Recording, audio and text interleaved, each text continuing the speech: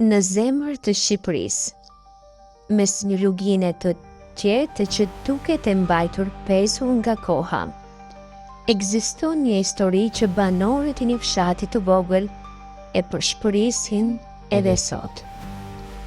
Është një nga ato rrëfimet që të bën të pyesësh nëse bota ka më shumë shtresa se sa ne na tregojnë.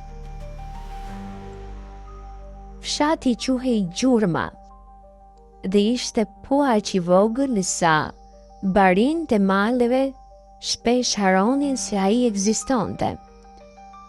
Por një mëngjes të vitit 1987, qetësia u shkri sikur dikush i kishte ndezur poshtë një zjarri të padukshëm atë helmin e madh të gjas.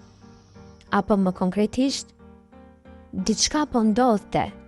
Ishte një natë shumë e qetë, por një zhurmë, një frikë e madhe, një zë i ngritur po vinte drejt këtij fshatit.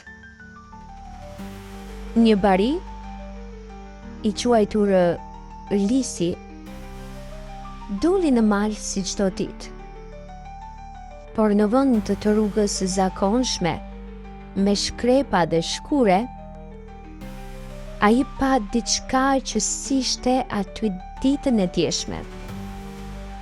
Një gur i madh, i zi, i lëmuar me simbole që asnjë njeri në fshat nuk i kishte parë ndonjëherë.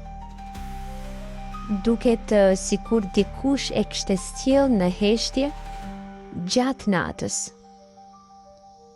Qeni filloi të lihte dhe sipas Lisit, ajri rreth gurit lëkundej sikur guri po merrte frymën.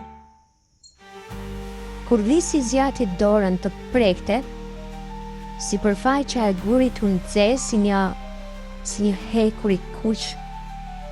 Dhe më pas ndodhi e pamundura. Guri lëvizi pak, jo shumë, vetëm disa centimetra, por mjaftueshëm që Lisi të betohej se guri po donte të zgjohej nga një diçka e madhe. Atë natë, në gjithë fshatin, u dëgjuan në shurma të thella, të ngadalta, që vinin nga mali. Banorët shpjeguan se tingulli ishte si një frymë gjigande që hapej edhe mbyllej. Dritarët driteshin, kafshët strokishnin më. Thjesht rinin të heshtura, sikur diçka i kishte koshtuar. Të nesërmen, Lisi dhe disa burë të tjerë u ngjitën për të parë gurin. Por kur arritën te vendi, guri ishte zhdukur. Nuk kishte as gjurmë, as një shenje që ai kishte qenë ndonjëherë aty.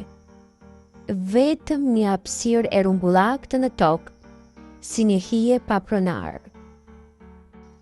Banorët e quajnë ende sot dita kur mali ndryshoi mendjen.